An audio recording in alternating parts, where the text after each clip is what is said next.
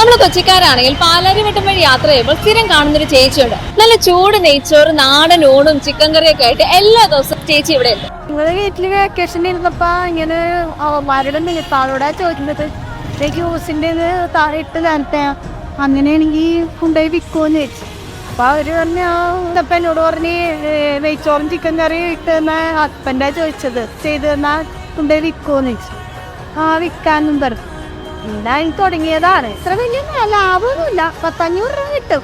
ഇപ്പൊ ചിക്കന് തന്നെ നല്ല വിലയല്ലേ. ഒരു 1,500 രൂപ ചിക്കനാവും. പിന്നെ മീൻകറി ഊണ് 10 എടുക്കും. അധികം എടുത്ത് പോകൂല. ഇതാണ് ഇവിടെ വേറെ ആൾക്കാരൊക്കെ ഉണ്ടല്ല, അവരുടെയും കച്ചവടം നടക്കണമല്ലോ. നമ്മ എല്ലാം എടുത്തുകൊണ്ട് വന്നിട്ട് കാര്യമില്ല. ചില ദിവസം വെറുതെ വേസ്റ്റ് കൊണ്ട് കളയേണ്ടി വരും. വാടക എടുക്കുന്നുണ്ട്, നമുക്ക് മുതലാകിയൊന്നുമില്ല.